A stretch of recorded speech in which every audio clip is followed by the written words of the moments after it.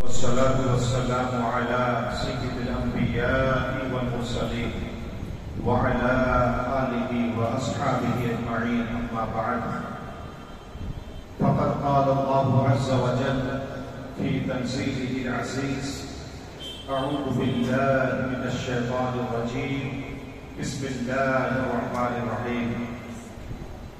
إنا خلقنا الإنسان من نطفة أمشاج نبتليه فجعلناه سميعا بصيرا. وقال الله عز وجل: الذي خلق الموت والحياة ليبلوكم أيكم أحسن عملا وهو العزيز الغفور. وقال الله تبارك وتعالى في موضع آخر: وتعاونوا على البر والتقوى ولا تعاونوا على الإثم والعدوان واتقوا الله إن الله شديد العقاب. معزز علماء کرام، بزرگوں، دوستوں، ملت کے نوجوانوں، عزیز بچوں، ہم اور آپ انسان ہیں۔ اللہ تبارک و تعالیٰ نے ہمیں انسان بنایا ہے اور انسانوں میں ہمیں اللہ تعالیٰ مومنوں اور مسلمانوں میں پیدا کیا ہے۔ ہمیں دین اسلام نصیب ہوا ہے اور اللہ تبارک و تعالیٰ نے ہمیں ایمان کی توفیق دی ہے۔ ہم مسلمان ہیں، مومن ہیں۔ ایک انسان ہونے کے ناطے، ایک مومن اور مسلمان ہونے کے ناطے ہمیں چاہیے کہ ہم اپنی زندگی کو بامقصد بنائیں، ایک مقصد کے تحت ہم اپنی زندگی کو گزاریں۔ ہمیں دنیا میں کیوں پیدا کیا گیا؟ کیا مقصد ہے اللہ تعالیٰ کا؟ کیا اس کی غرض و غایت ہے؟ ہماری توجہ اس پر کرنی چاہیے اور اس چیز کو ہمیں جاننے کی کوشش کرنی چاہیے۔ اللہ تبارک و تعالیٰ نے سورہ انسان آیت نمبر 2 کے اندر ارشاد فرمایا: اِنَّا خَلَقْنَا الْإِنسَانَ مِن نُطْفَةٍ أَمْشَاجٍ نَبْتَلِيهِ فَجَعَلْنَاهُ سَمِيعًا بَصِيرًا۔ اللہ تبارک و تعالیٰ نے ارشاد فرمایا کہ ہم نے انسانوں کو ملے جلے نطفہ سے پیدا کیا، مرد اور عورت، ماں اور باپ کے ملے جلے نطفہ سے پیدا کیا۔ کیوں پیدا کیا؟ نبتلیہ، تاکہ ہم انسانوں کو آزمائیں، ان کو جانچیں، پرکھیں کہ وہ اپنے پیدا کرنے والے کی مرضی کے مطابق زندگی گزار رہا ہے یا کہ وہ اپنے خالق، اپنے مالک کی کوئی پرواہ اپنی زندگی کا نہیں کر رہا ہے۔ فجعلناہ سمیعا بصیرا، اور اسی لیے ہم نے انسانوں کو سننے والا، دیکھنے والا بنایا تاکہ وہ حق اور باطل کو سنے، دیکھے اور دونوں کے درمیان پرکھے، تمیز کرے اور حق کو قبول کرے اور باطل کو رد کر دے۔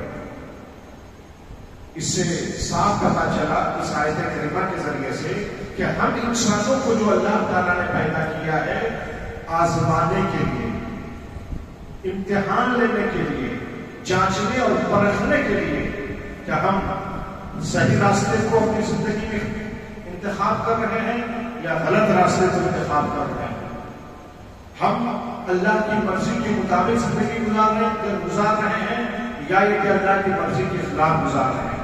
یہ امتحان اور آزمائش مقصد ہے اللہ تبارک و تعالیٰ کا ہمیں اور آپ کو اور دنیا کے تمام انسانوں کو پیدا کرنے کا۔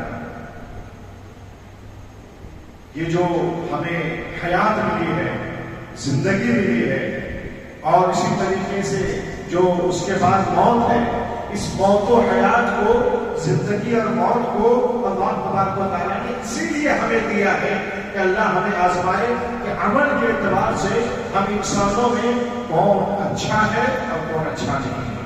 چنانچہ اللہ تبارک و تعالیٰ نے سورہ ملک آیت نمبر 2 کے اندر ارشاد فرمایا: الذی خلق الموت والحیات لِيَبْلُوَكُمْ أَيُّكُمْ أَحْسَنُ عَمَلًا وَهُوَ الْعَزِيزُ الْغَفُورُ۔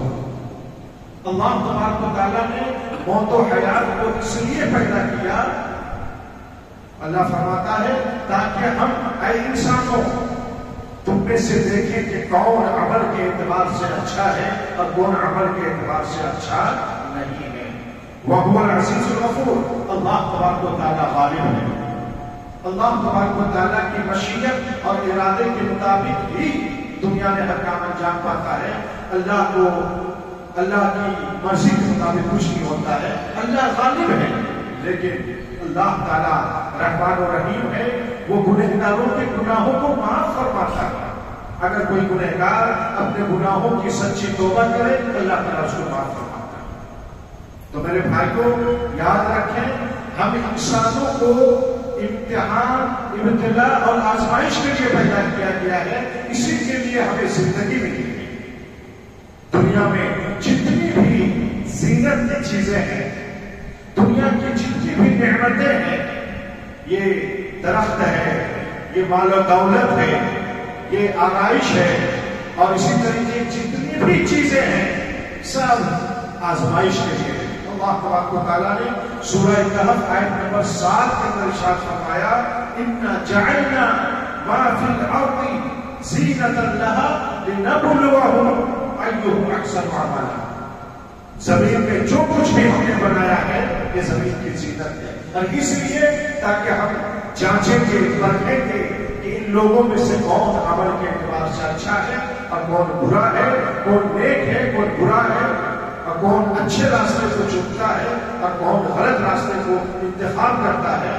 اسی کی آزمائش کے لیے اللہ تعالیٰ نے دنیا کی تمام چیزوں کو پیدا کیا۔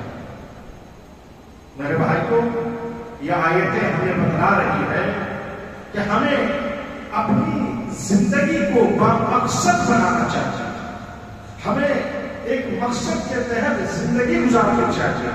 ہماری زندگی حسن عمل میں گزرنی چاہیے، ہماری زندگی نیک عمل میں گزرنی چاہیے، ہماری زندگی اخبار حق اور ابطال باطل میں گزرنی چاہیے۔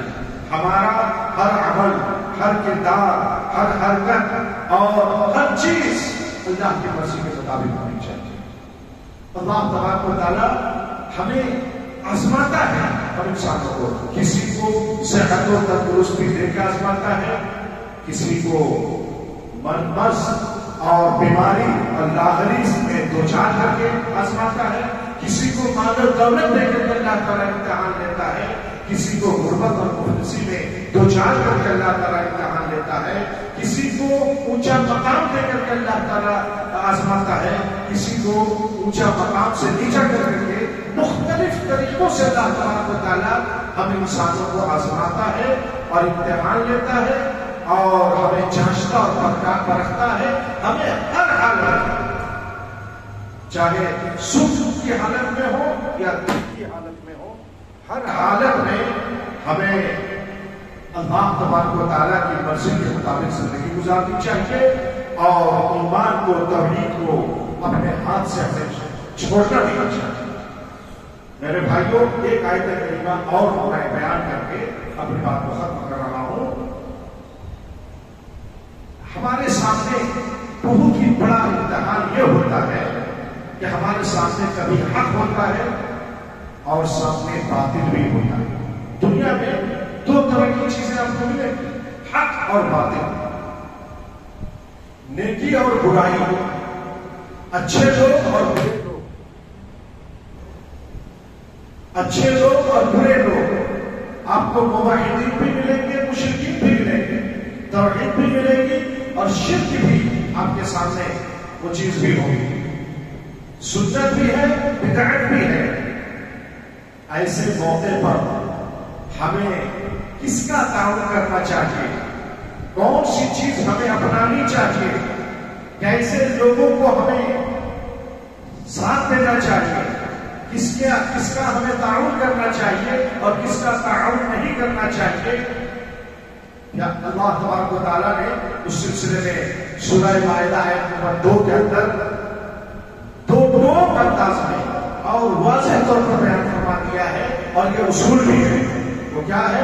وَتَعَاوَنُوا عَلَى الْبِرِّ وَالتَّقْوَىٰ وَلَا تَعَاوَنُوا عَلَى الْإِثْمِ وَالْعُدْوَانِ وَاتَّقُوا اللَّهَ إِنَّ اللَّهَ شَدِيدُ الْعِقَابِ۔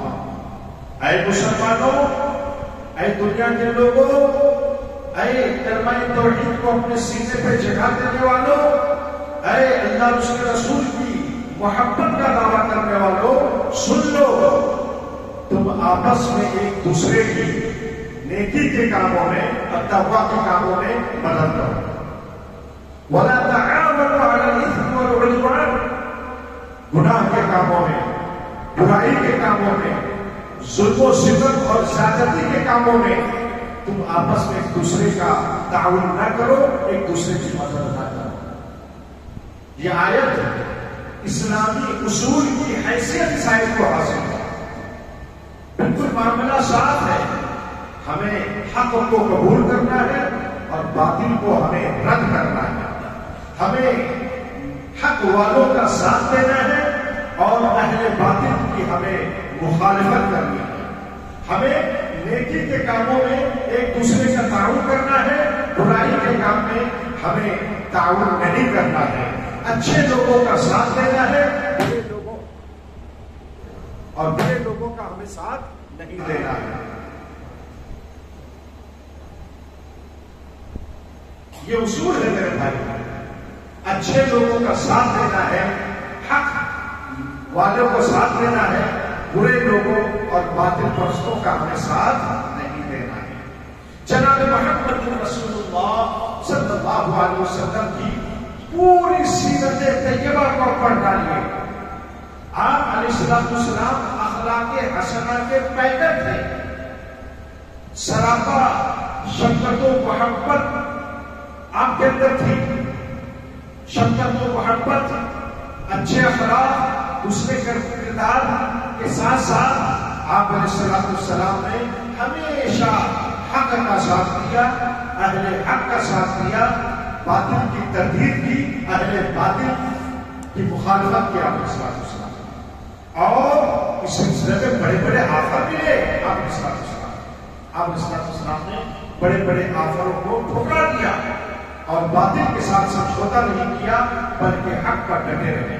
یاد کیجیے مکی زندگی میں ابو طالب کے پاس کفار مکہ کے بڑے بڑے لوگ، سردار قسم کے لوگ آئے اور کہا کہ اے ابو طالب آپ اپنے بھتیجے سے پوچھیے تم کو کیا چاہتے ہیں۔ نبی علیہ السلام کے پاس حکومت کی پیشکش کی گئی، مال و دولت اور ہیرے اور جواہرات کے آفر دیے گئے اور بہت ساری چیزوں کی پیشکش کی گئی کہ آپ علیہ السلام مشرکوں کے جو معبودان باطلہ ہیں ان کو برا بھلا کہنا چھوڑ دیں، ایک اللہ کی دعوت دینا چھوڑ دیں، توحید کو چھوڑ دیں۔ پیارے حبیب صلی اللہ علیہ وسلم نے سارے آفروں کو ٹھکرا دیا اور کہا کہ اگر میرے ایک ہاتھ پر چاند اور دوسرے ہاتھ پر سورج رکھ دیں پھر بھی میں باطل کا ساتھ نہیں دوں گا اور اہل باطل کے ساتھ سمجھوتا میں نہیں کروں گا، بلکہ توحید پر میں قائم رہوں گا اور توحید کی آواز کو میں بلند کروں گا۔ مکے کی سرزمین آپ علیہ السلام کے لیے تنگ پڑ گئی، نبی علیہ السلام نے مکے کو چھوڑ دیا، مدینہ ہجرت کیا، صحابہ کرام کا اس سے پہلے ہمارا حبشہ کی طرف اللہ کے رسول صلی اللہ علیہ وسلم نے ہجرت کرنے کا حکم دیا، لیکن باطل کے ساتھ سمجھوتا نہیں کیا، حق پر ڈٹے رہے۔ تو میرے بھائیوں، اللہ کے رسول صلی اللہ علیہ وسلم کے ساتھ یہ معاملہ ہوا۔ ہمیں اس سیرت رسول کو اپنے ذہن و دماغ میں سے ہمیشہ تازہ رکھنا چاہیے اور ہمیں حق اور باطل میں تمیز کرنا چاہیے۔ اللہ نے ہمیں عقل و شعور دیا ہے، قوت سماعت اور بصارت دی ہے، ہمارے سامنے وحی الہی قرآن اور حدیث کی شکل میں موجود ہے، ہم حق اور باطل کو پہچانیں، دونوں کے درمیان تمیز کریں اور حق کو اپنائیں، باطل کو چھوڑ دیں۔ احقاق حق اور امتال باطل میں کوئی سمجھوتا ہمارے اسلام کے اندر نہیں۔